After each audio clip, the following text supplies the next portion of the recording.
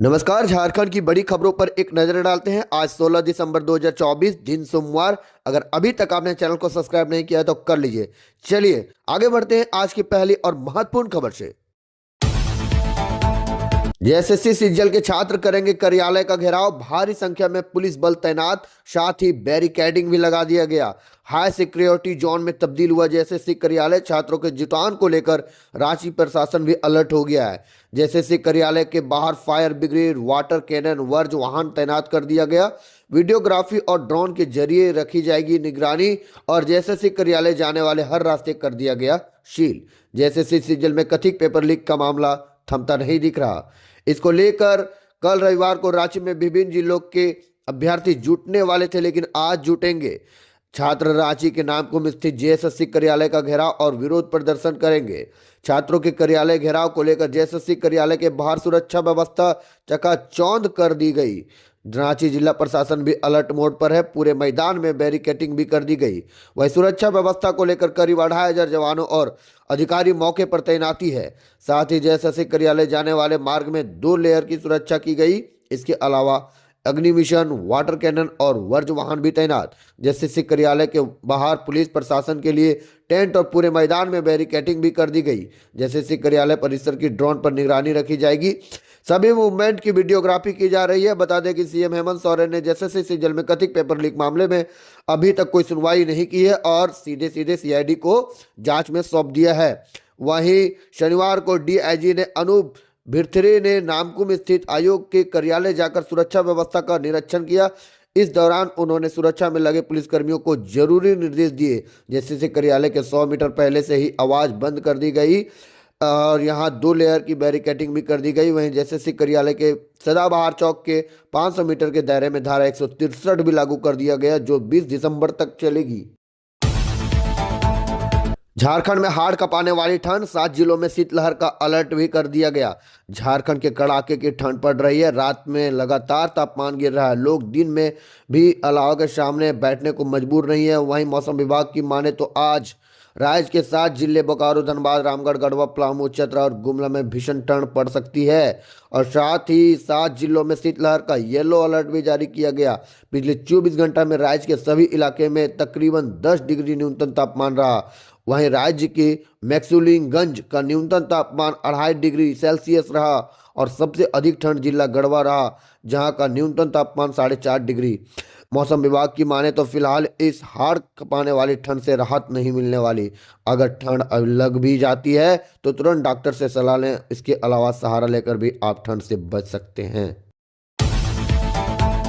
साहिबगंज, पाकुड़ और 350 करोड़ की योजनाओं का गिफ्ट। सीएम बोले सभी वर्गों को मजबूत कर आगे बढ़ेंगे। झारखंड के मुख्यमंत्री हेमंत सोरेन ने शनिवार को बड़ा बयान दिया। उन्होंने कहा कि झारखंड मुक्ति मोर्चा की अगुवाई वाली सरकार समाज के सभी वर्गों को मजबूत कर प्रदेश को आगे ले जाएगी। साथ ही सोरेन ने कहा कि झामुमो सरकार ने राज्य में महिलाओं को सशक्त बनाने के लिए सभी प्रयास किए। मुख्यमंत्री ने मैया सम्मान योजना पर बड़ा दाव किया। उन्होंने कहा कि महिलाओं को दी जाने वाली मासिक आर्थिक सहायता 1000 रुपये से बढ़ाकर 2500 रुपये करने वाले झारखंड देश का पहला राज्य बन गया। मुख्यमंत्री हेमंत सोरेन साहिबगंज के भोगनाडीह में सरकारी समारोह को संबोधित कर रहे थे। उन्होंने साहिबगंज और पाकुड़ जिले के लिए लगभग 350 करोड़ रुपए की 331 परियोजनाओं का उद्घाटन और शिलान्यास किया। उन्होंने दोनों जिलों में विभिन्न सरकारी योजनाओं के लाभार्थियों को लगभग 187 करोड़ रुपए की परिसंपत्तियां भी वितरित की और साथ ही मुख्यमंत्री ने कहा कि झारखंड की जनता ने एक बार फिर अगुआ सरकार को चुना है और राज्य के सम्मान, आदिवासियों, किसानों, मजदूरों, महिलाओं के विकास, थल, जल, जंगल, जमीन की सुरक्षा के लिए वोट दिया है। सोरेन ने कहा कि राज्य के खनिज संसाधन देश की अर्थव्यवस्था को मजबूत करेंगे, लेकिन राज्य के गरीबों, आदिवासियों और मूल निवासियों की जीवन शैली में कोई बदलाव नहीं आया। झारखंड पिछड़ा हुआ है। हम सब मिलकर पिछड़ेपन के कलंक को मिटाने का काम करेंगे और समाज के सभी वर्गों को मजबूत करके राज्य को आगे ले जाएंगे। रांची रेलवे की जमीन पर चला बुलडोजर, 200 परिवारों का उजड़ा आशियाना।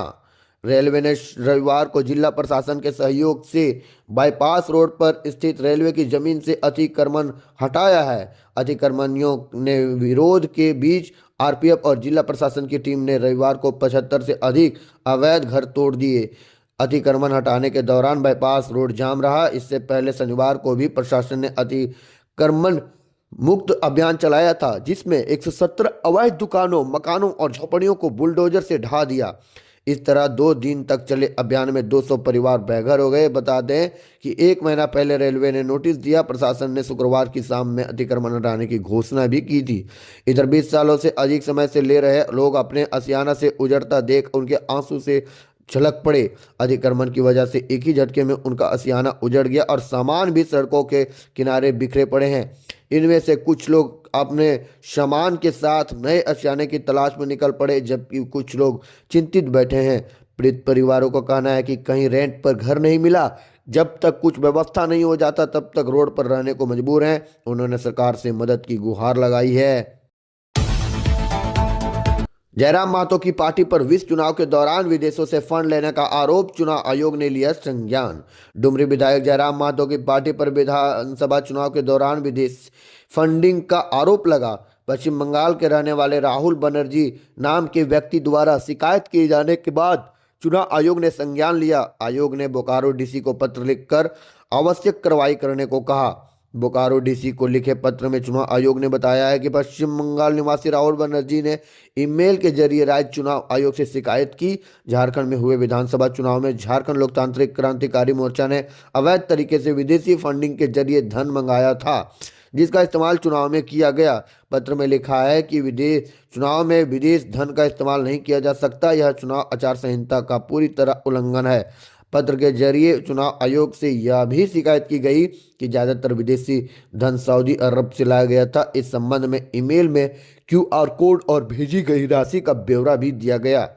पत्र में लिखा गया, जयराम महतो की पार्टी के खिलाफ विदेशी फंडिंग की शिकायत करने वाले राहुल बनर्जी ने आयोग को तमाम साक्ष्य भी उपलब्ध कराए, जिनसे पता चलता है कि सऊदी अरब में रहने वाले 1 दर्जन लोगों ने झारखंड में हुए विधानसभा चुनाव में मदद की और जयराम महतो पार्टी के पैसे भेजे हैं और शिकायत पत्र में भेजने वाले नामों भी दर्ज की गई है और रकम भी जिक्र किया गया है।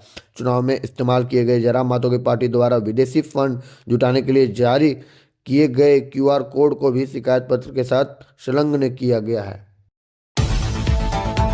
दोस्तों आज के लिए इतना ही, फिर मिलेंगे कल इसी समय। अगर वीडियो अच्छा लगा हो तो वीडियो को लाइक कर चैनल को सब्सक्राइब करना ना भूलें। फिर मिलेंगे कल सुबह। धन्यवाद।